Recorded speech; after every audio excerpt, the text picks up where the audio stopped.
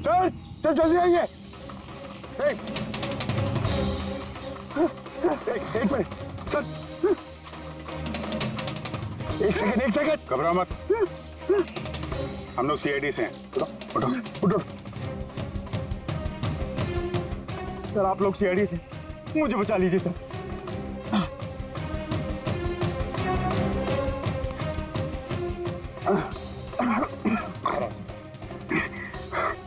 यहाँ फंस कैसे गए तुम? सर मुझे इस जंगल से बाहर निकलने का रास्ता नहीं मिल रहा। सर उस खूनी ने एक एक करके सबको मार दिया। तुम लोग यहाँ आए कैसे? हम शेर टैक्सी में सवार होकर सफर कर रहे थे कि अचानक हमारी गाड़ी पंक्चर हो गई और कार रुक गई। सड़क पर पहले से किसी ने कीले और कांच के टुकड़े रखे हुए थे सर। फिर इसके बाद कुछ लोग आए जिनके चेहरे नकाब से ढके हुए थे और जब तक हम कुछ कर पाते उन्होंने हमें बेहोशी के इंजेक्शन लगा दिए। और जब मुझे होश आया तो मैं इस घने जंगल में था सर। सर मैं ही जानता हूँ कि इस जंगल में मैं भूख प्यास से कैसे रहा हूँ। कभी लकड़ी खाई तो कभी पेड़ के पत्ते, और जब भी किसी के चिल्लाने की आवाज़ आती तो समझ जाता किसी की जान चली गई। यहाँ जगह जगह कैमरे लगे हुए हैं। तुम्हारी किस्मत अच्छी थी कि तुम उनके पकड़ में नहीं आए। सर पकड़ इसलिए नहीं पाए क्योंकि उन्होंने एक कैमरा मेरे कमीज के बटन में लगाया हुआ था और वो बटन मैंने तोड़कर फेंक दिया।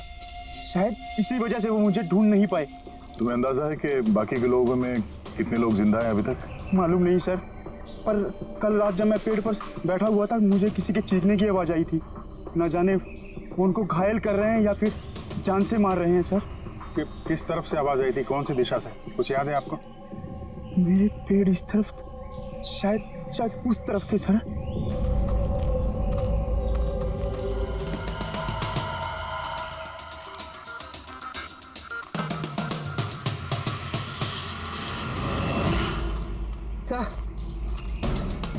खून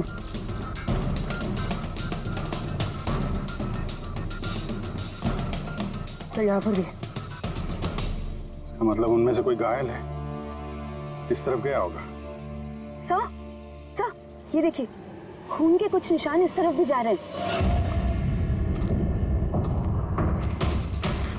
इस तरफ भी खून का निशान है और इस तरफ भी है। दोनों तरफ है, दोनों तरफ देखना पड़ेगा। पंकज, पूर्वी, तुम लोग इधर देख लो, हम लोग इधर देख लेते हैं। विनोद तुम इनके साथ जाओ और हाँ, हर आधे घंटे में अपडेट देते रहना, ठीक है?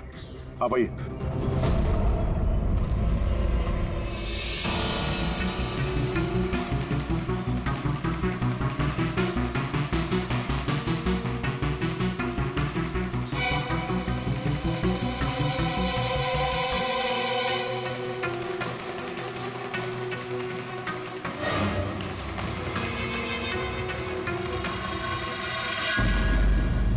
एक मिनट वो क्या है?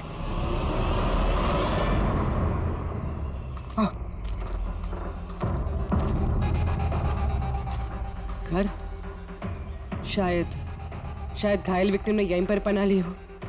जंगल के बीच में घर, मगर नक्शे के हिसाब से तो यहाँ कोई घर नहीं था।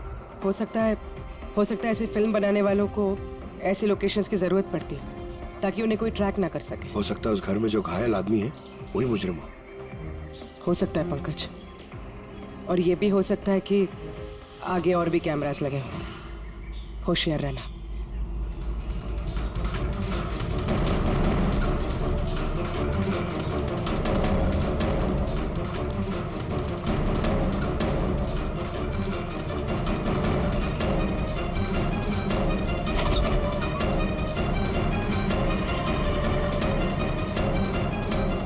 पंकज, टॉर्च।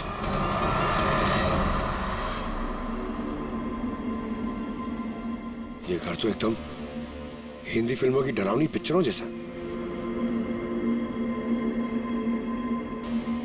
ये देखो, उस घायल विक्टिम को यहीं पर लाया गया है।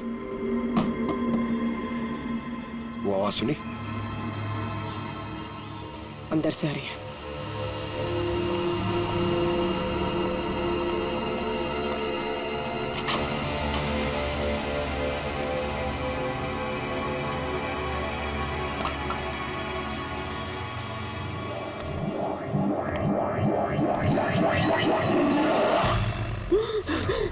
नहीं छोड़ दो मुझे जाने दो। बाहर आओ। मेरे पास मत आना, मैंने कुछ नहीं किया। देखो हम लोग सीआईडी से, घबराओ मत, आओ, कुछ नहीं होगा तुम्हें। आजा आजा।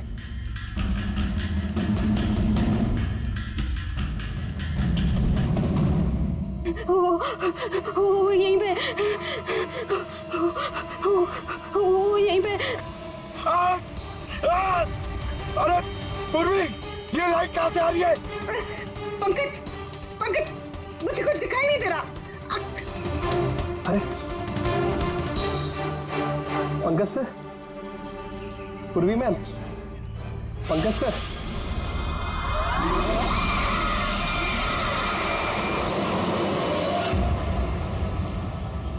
सर, खून के निशान तो यहाँ के खत्म हो गए।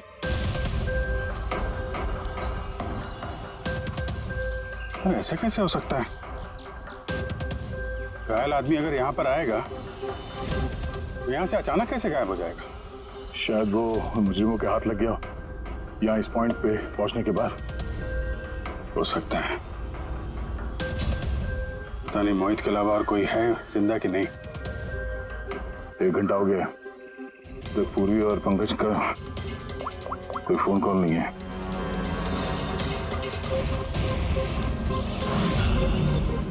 पूरी फोन उठा नहीं रही है।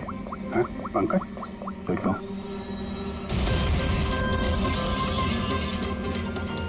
पंकज भी फोन नहीं उठा रहा है। अरे यार, किसी मुसीबत में नहीं है दोनों? चलो चल के देखते हैं, चलो। यहाँ पे खून इस तरफ गए थे।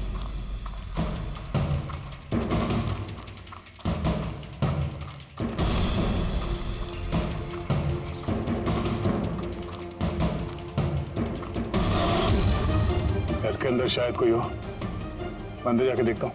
ठीक है, तब तक मैं यहाँ बाहर देखता हूँ।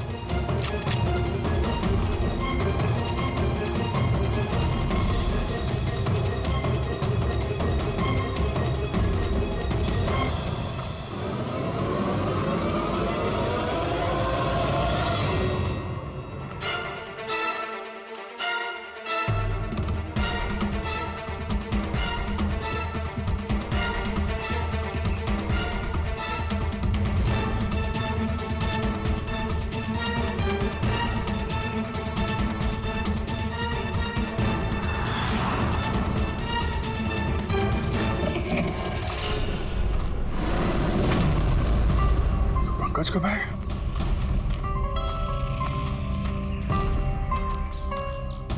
पंकज,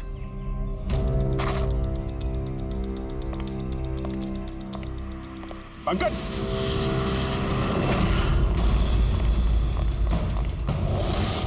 पंकज, पंकज, पंकज, कैसे? उठो, उठो, सर, उठो। क्या हुआ? हाँ? सर वहाँ पे वो घर में गए थे सर, वहाँ पे एक लड़की थी सर। हाँ, सर बात ही कर रहे थे सर, पता नहीं एकदम से इतनी रोशनी आई सर कि कुछ दिखने नहीं, कुछ समझ में नहीं आ रहा था। वो घर से जैसे जैसे मैं निकला बाहर, शायद यहाँ गिर गया सर, पता नहीं, कुछ समझ में नहीं आ रहा सर, एकदम चक्कर आ रहा है। और पूर्वी, विनोद, वो कहाँ है? सर वो लोग पता नहीं सर, अंदर थे, बाहर निकले पता नहीं सर। ओह नो,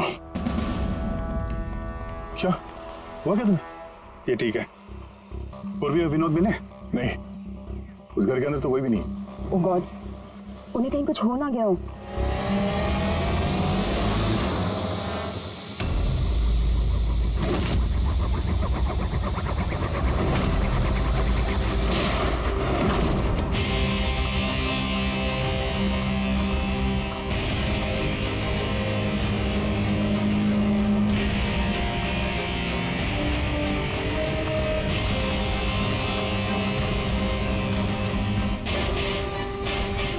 ये सब तो बड़ा मुश्किल होता जा रहा है।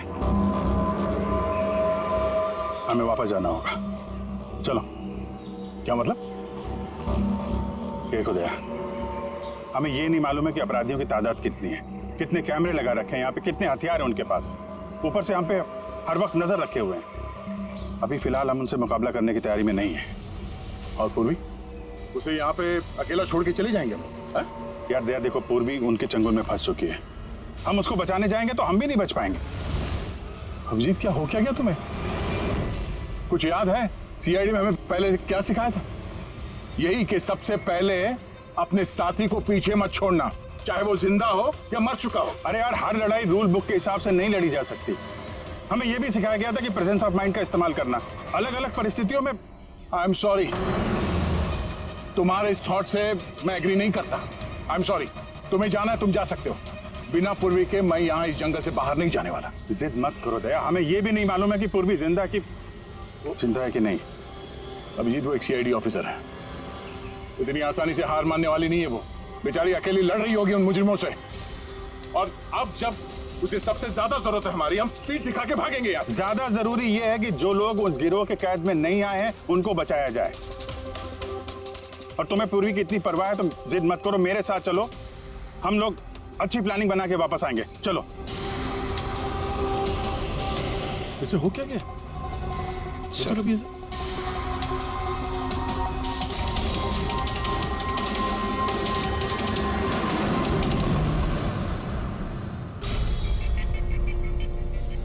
सीआईडी के इतिहास में ऐसा पहली बार हुआ होगा कि सीआईडी किसी से डरकर दुम दबाकर भाग गई।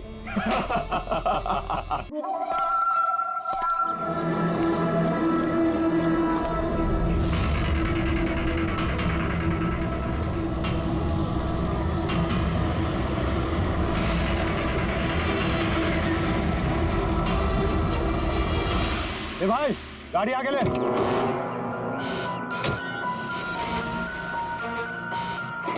बोला ना तुझसे, गाड़ी आगे ले तो आगे ले। अरे भाई कैसे आगे लूं, गाड़ी खराब हो गई है ना। प्रॉब्लम बाद में देखना, धक्के मार के आगे लो पहले। बोले आप लोग भी मदद कीजिए। हम क्या मदद करो? तुम जल्दी। इस आदमी को मैं पहचानता हूँ सर, इसका मतलब हमारी इन्फॉर्मेशन एकदम सही है। यानी कि वो रूट नाम का कंप्यूटर हैकर इसी जगह पे होगा, और वो रूट जरूर कोई खतरनाक प्लानिंग कर रहा है सर। चाहे कुछ भी हो जाए उसे जिंदा पकड़ना है, ये जानने के लिए कि उसका मिशन क्या है। और इस मिशन में तुम दोनों साइबर कॉप की आगे भी जरूरत लगेगी। तुम यस सर। यहाँ बाहर गेट पे खड़े रहना। ओके बाहर सर। नजर रखना। चलो।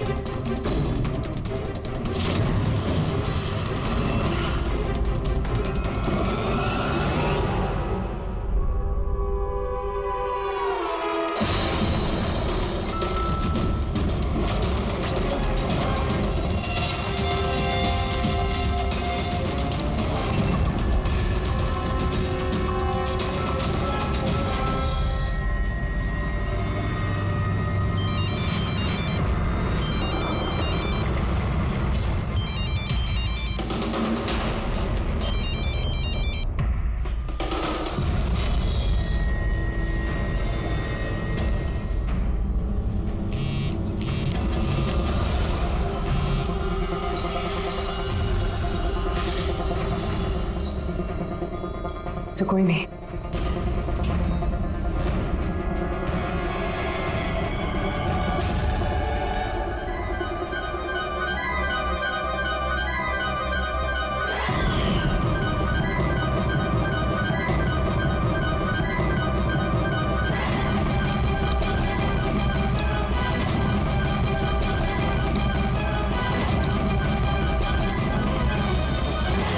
आप रेडी?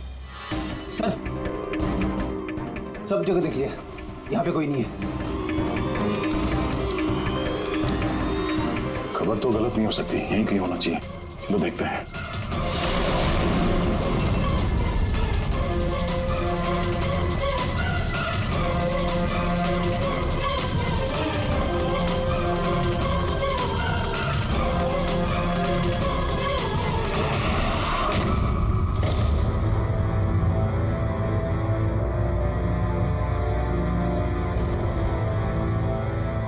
तो कोई नहीं है।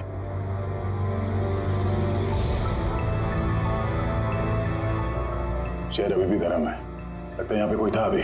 मगर सर एंड मौके पे भाग कैसे निकला? सर हम लोग तो चारों तरफ से बंगले के अंदर घुसे, किसी को बाहर भागते हुए नहीं देखा है।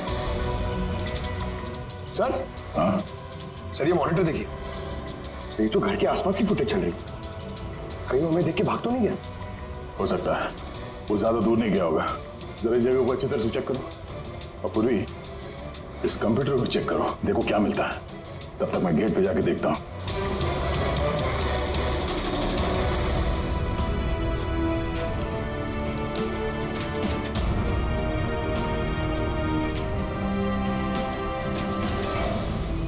Mahesh, Mahesh, yes sir. ये रूट अंदर नहीं है, लगता भाग गया। तुम यहीं पे खड़े थे? सर मैं यहीं पे खड़ा था, मैंने किसी को नहीं भागते हुए देखा। यहाँ से कोई नहीं गया बाहर? नहीं सर। मेन गेट से तो कोई बाहर गया नहीं, पता नहीं ये रूट कहाँ से चला गया। सर बाहर पीछे की तरफ एक गेट है, शायद वहीं से भाग गया होगा। सर वो कंप्यूटर पासवर्ड प्रोटेक्टेड है, ब्यूरो ले जाना पड़ेगा। सर ये रूट जरूर अपने उसी खतरनाक मिशन को पूरा करने में लगा होगा। ये रूट को किसी भी हाल में जल्द से जल्द ढूंढना होगा। एक मिनट, पूरे घर में कहीं भी ये कारपेट नहीं है, और यहाँ पे कारपेट रखा हुआ है, उसके ऊपर ये स्टूल। जरा हटाओ इसे। सर यहाँ पे खुफिया दरवाजा। बड़ी, तुम यही रहो इनके साथ, हम लोग अंदर देखते हैं।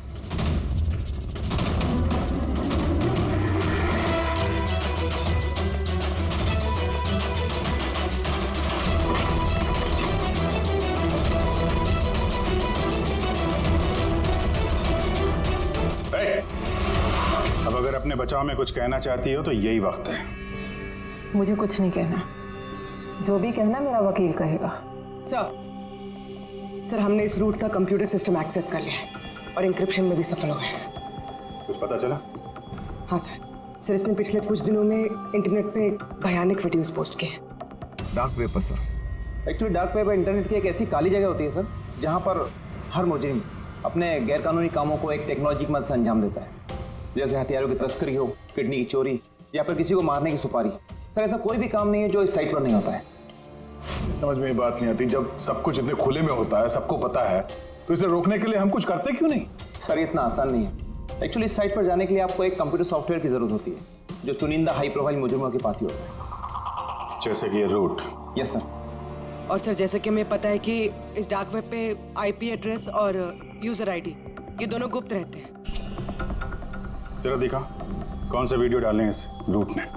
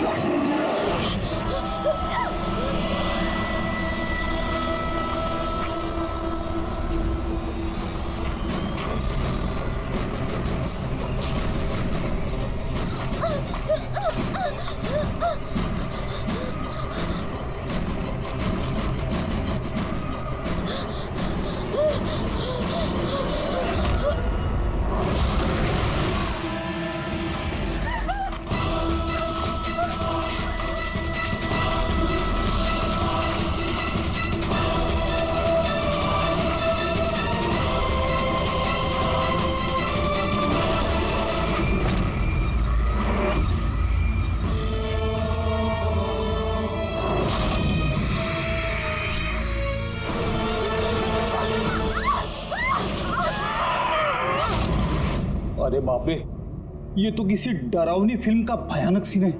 ये सीन क्यों डाला डार्क वेब में? सर ये किसी फिल्म का सीन नहीं है, ये सब असली में हुआ है और किसी हीरोइन के साथ नहीं, बल्कि एक मासूम लड़की के साथ। जहां तक मुझे याद आ रहा है इसे स्नफ फिल्म कहते हैं ना? हाँ सर, बहुत बड़ी इंडस्ट्री है इन वीडियोस की। कौन है ये लड़की? मुझे नहीं पता। तुम जिम्मेदार हो इसकी मौत की? नहीं सर, मैं किसी की मौत की जिम्मेदार नहीं हूँ। मुझे तो बस पैसे दिए गए थे ये वीडियो डार्क वेब पे डालने के लिए, और मैंने बस डाल दिया। किसने दिए पैसे? मुझे नहीं पता। नहीं पता कहने से काम नहीं चलेगा। एक लड़की की जान गई है। सर मेरे यकीन कीजिए, ऑनलाइन पैसे ट्रांसफर किए गए थे मेरे अकाउंट में। किसने किए मुझे कुछ नहीं पता। पता नहीं है तो पता करो। कंप्यूटर की बहुत बड़ी महारथी हो ना, ये पता करना तुम्हारे लिए कोई मुश्किल काम नहीं है। पता करो। अभिजीत, अगर कोई इस तरह का फिल्म बना के अपलोड कर रहा है तो हमें जल्द से जल्द उस तक पहुंचना होगा जो ये मौत का खेल खेल रहा है। एक काम करते हैं, इस लड़की की फोटो सभी पुलिस स्टेशन में भेज देते हैं। एक बार पता चल जाए लड़की कौन है, सारा मामला साफ हो जाएगा।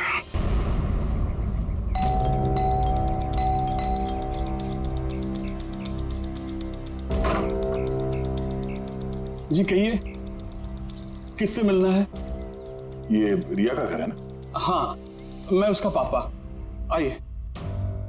वो हम लोग सीआईडी से हैं। आपके लिए एक बुरी खबर है। आपकी बेटी रिया अब इस दुनिया में नहीं रही। पता है, मगर आप उसके मौत के 10 दिन बाद क्यों आए हैं ये सब बताने? आपको पता है कि आपकी बेटी रिया की मौत हो गई है? आप उस कार एक्सीडेंट की इन्वेस्टिगेशन के लिए आए हैं ना, तो आपको ये तो मालूम पड़ा होगा कि रिया का तो फ्यूनरल भी हो गया है। एक मिनट, आप किस कार एक्सीडेंट की बात कर रहे हैं? वही जिसमें हमारी रिया चल बसी है। शेयर टैक्सी में वो पुणे जा रही थी। नहीं, रिया की मौत कार एक्सीडेंट में नहीं हुआ है। ये क्या कह रहे हैं आप? एक मिनट, ये रिया है। हाँ, ये रिया ही है। एक्सीडेंट वाले दिन उसने यही कपड़े पहने थे। एक मिनट, सॉरी बाबू, लगता है कुछ कंफ्यूजन है। आप जरा बताइए कि आपकी बेटी रिया का कार एक्सीडेंट कैसे हुआ था? शेयर टैक्सी में वो पुणे जा रही थी, 7 और लोग भी थे उसके साथ। तो रास्ते में उसकी गाड़ी का बड़ा भयानक एक्सीडेंट हो गया। पूरी कार आग के लपटों में झुलस गई। मरने वालों के तो चेहरे तक पहचान में नहीं आ रहे थे। तो आप लोगों ने रिया को कैसे पहचाना? उसके सामान के जरिए बस हम उसे पहचान पाए। आपने ये नहीं बताया कि ये फोटो कब की है? वैसे हम लोगों को भी पता नहीं कि ये फोटो कब की है, पर पता चलते ही हम आप लोगों को बता देंगे। लगता है रिया का ये एक्सीडेंट सिर्फ एक दिखावा था, उसकी मौत की असली वजह को छुपाने के लिए। सर अगर रिया का कार एक्सीडेंट एक दिखावा था तो वो बाकी के 7 लोग जो उसके साथ गाड़ी में थे, कहीं वो भी रिया की तरह ही तो नहीं मारे गए? हो सकता है। सबके परिवार वालों से मिलना पड़ेगा। किस्मत अच्छी थी हमारी कि जो 7 लोग एक्सीडेंट में मारे गए थे उनमें से एक का अंतिम संस्कार नहीं हुआ था। देखते हैं डॉक्टर सालुंके इस लाश से क्या सुराग निकाल पाते हैं। वैसे भी लाशें इतनी बुरी तरह से जल गई हैं कि चेहरा पहचान पाना मुश्किल है। तुम लोगों का शक एकदम सही था। ये लाश टोनी की नहीं। लग ही रहा था सर हमें, लेकिन ये कौन है कुछ पता चला? यार ये तो पता नहीं लगा है कि ये लाश है किसकी, लेकिन ये पता चला है कि इस आदमी को कैसे मारा गया। मैंने इसके बॉडी का स्कैन किया तो पता लगा कि इसके पेट में चाकू का बहुत गहरा घाव है। चाकू से? हाँ, चाकू का। और मुझे लगता है उस चाकू के वार की वजह से ही इसकी मौत हुई। मतलब चाकू से मारा किसी और को और उसे टोनी बता के एक्सीडेंट का हिस्सा बना दिया। ये गैंग आखिर करना क्या चाहता है? और इस आदमी की मौत 3 हफ्ते पहले ही हुई है। एक कार एक्सीडेंट हुआ 10 दिन पहले। वही तो, मतलब कार जब एक्सप्लोजन में जलाई गई उससे कहीं पहले इस आदमी की मौत हो चुकी। 3 हफ्ते से इसकी लाश संभाल के रखी थी ताकि इस भयानक खेल को अंजाम दिया जा सके। यार एक काम करते हैं, जहाँ पे एक्सीडेंट हुआ था वहीं पे चलते हैं, पता करते हैं एग्जैक्टली उस दिन हुआ क्या था।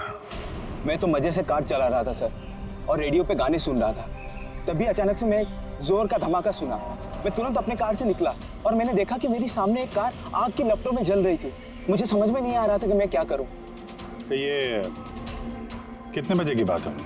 सर मुझे लगता है कुछ शाम के 5 बजे होंगे। है? ये कैसे हो सकता है? सर एक सेकंड सर, ये टोल नाके की फुटेज देखिए सर।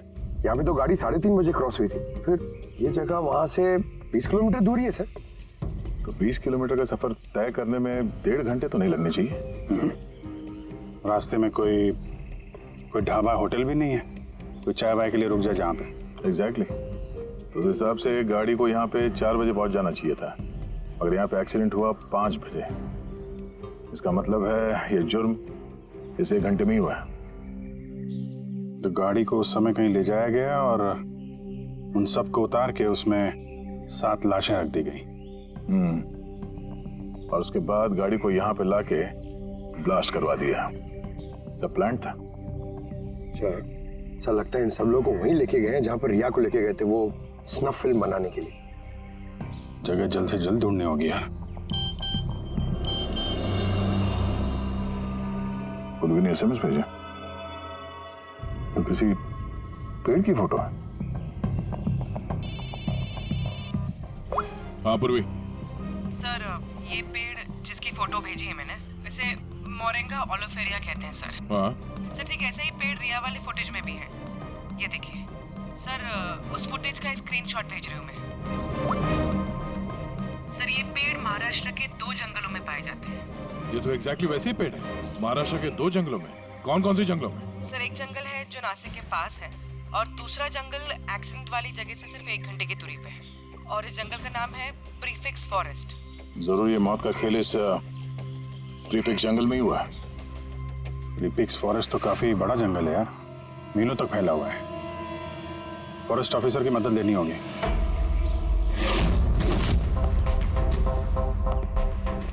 इस जंगल में ये सब हो रहा है, यकीन नहीं होता। क्या आपकी इंफॉर्मेशन पक्की है ऑफिसर? पक्की नहीं होती तो यहाँ तक आते नहीं हम लोग। आप बताइए, कुछ हाल फिलहाल में ऐसी कोई घटना आप लोगों ने कुछ सुनी हो, कुछ देखी हो, जंगल के अंदर कुछ हुआ हो? बिल्कुल नहीं, और अगर ऐसा कुछ होता तो हम जरूर उस पर ध्यान देते।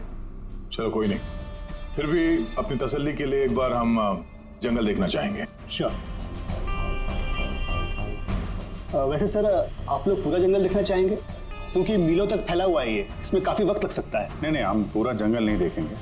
हमें जंगल का वो हिस्सा दिखाइए जहाँ पे कोई आता जाता नहीं है, क्योंकि अक्सर सुनसान इलाकों में ही जुर्म पनपता है। Okay officers. विनोद, मेघना, इन्हें जंगल के उन इलाकों की दिखाने की जिम्मेदारी आपकी है। ओके? जी सर। Yes sir. सर एक सेकेंड।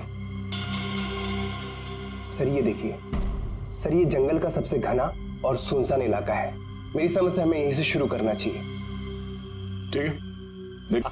हाँ सर, पहुंच गए आप? हाँ बस उसी जंक्शन पे रहिए, हम लोग आते हैं वहां पे। अरे सालुके सर, आप यहाँ? मैं यहाँ।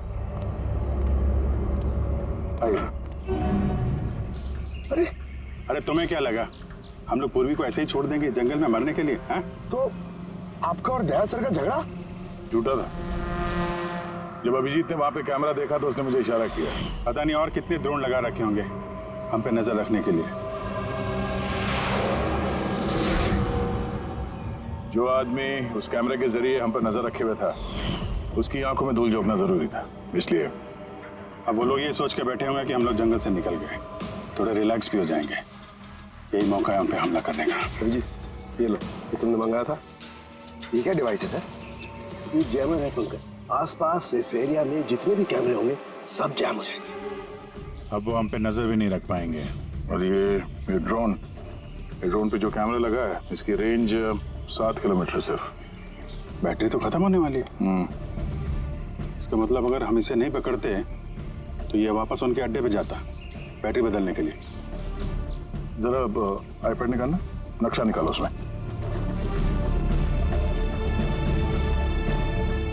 ये वो जगह है जहाँ पे हमें ये ड्रोन मिला था, और इसके पास ही वो बंगलो है। लगता है यही होगा मुजरिम का ठिकाना। तो चलते हैं, चल के आज़ाद कराते हैं पूर्वी और बाकी जो जिंदा बचे हुए लोग हैं उनको। चलो। नहीं सर, आप मेघना और मोहित, आप लोग यहीं पे रुकिए, हम लोग देखते हैं।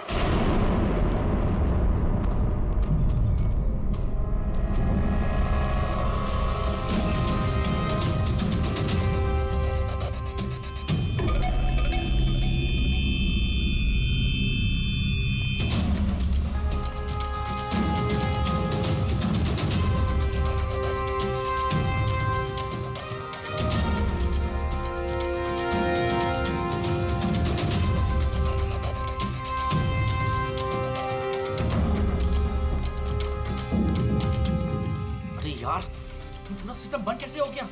देख तक कुछ जैसे आवाजें आ रही हैं। कैसे हो सकता है पूरा सिस्टम?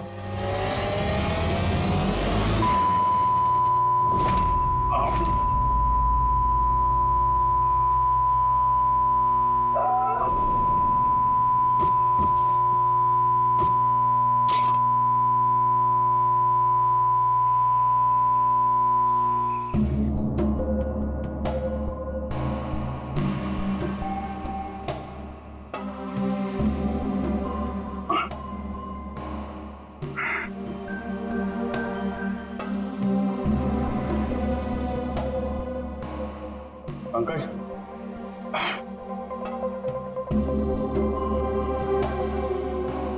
पंकज, हमारे स्वागत की पूरी तैयारी कर रखी थी इन लोगों ने। सर ये लोग अगर हमें मारना चाहते तो पहले ही मार देते। हमें हमें मारते हुए क्या ये फिल्म बनाना चाहते हैं?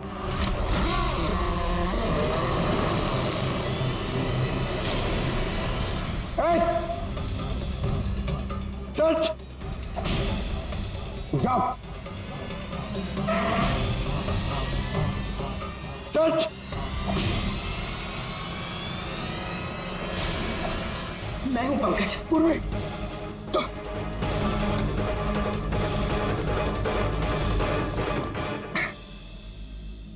तुम ठीक हो? हाँ सर। वो लोग किधर हैं? सर इस तरफ।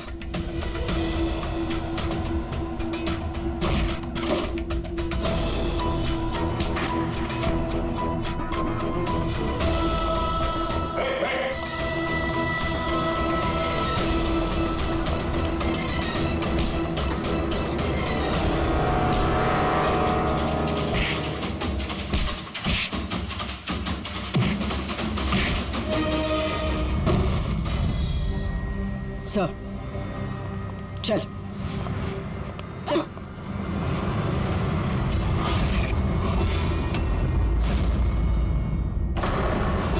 मेघना तुम? वाह, हमें तो लग रहा था कि हम मुजरिमों की आंखों में धूल झोंक रहे हैं। अब किसे पता था कि हम मुजरिम को अपने साथ ही लेके घूम रहे हैं। आप लोग यहाँ कैसे? किसने छुड़ाया आप लोगों को? सीआईडी को कैद करना इतना आसान नहीं। मौका देखते ही मैंने वो खिड़की तोड़ी और वहां से बाहर निकल गई।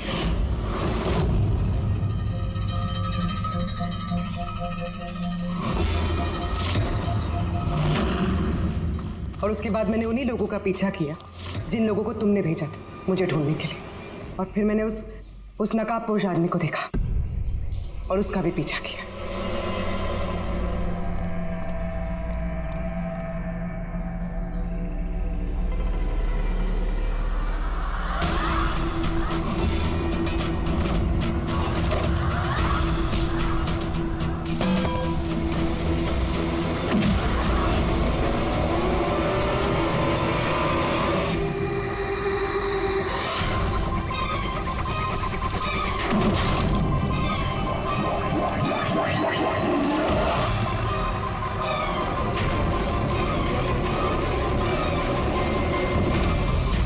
कुछ देर बाद जब मुझे होश आया तो मैंने देखा कि मगर इससे पहले कि मैं बाकी ऑफिसर्स तक पहुंच पाती, तुम्हारी उस सोनिक बूम वाली आवाज ने इन्हें बेहोश कर दिया था। वो तो मेरी किस्मत अच्छी थी कि मैं दूर थी और उस आवाज का मुझ पर कोई असर नहीं हुआ। और फिर मैंने सोचा कि क्यों ना उस नकाब को ही मैं अपना हथियार बना लूं। जिस बेरहमी से तुमने लोगों की जान ली है, तुम तो औरत कहलाने के लायक भी नहीं हो। अब ये बताओ, तुमने ये सब किस लिए किया? ये सब मैंने पैसों के लिए किया है सर।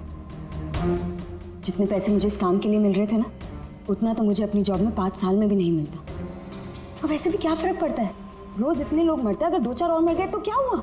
तुम्हें शायद मालूम नहीं है कि तुम कितनी बीमार हो। बाकी लोग कहाँ हैं जो तुम्हारे साथ में थे? मैंने किसी को कोई नुकसान नहीं पहुंचाया सर, इतनी भी बुरी नहीं हूं मैं। और वैसे भी मैंने कोई भी खून अपने हाथों से नहीं करा है। मुझे तो एक औरत ने करोड़पति बनने का ऑफर दिया था, जो मैंने एक्सेप्ट कर लिया। कौन औरत? बहुत बहुत अजीब सा नाम था उसका।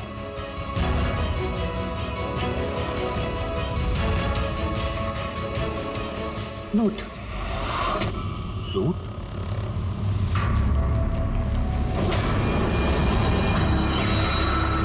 तो रूट है इस सबके पीछे मास्टरमाइंड। अब उसने ऐसा क्यों किया उसका जवाब तो अब वही देगी। तो जहां तक तुम्हारा सवाल है, कानून तुम्हें कड़ी से कड़ी सजा देगा।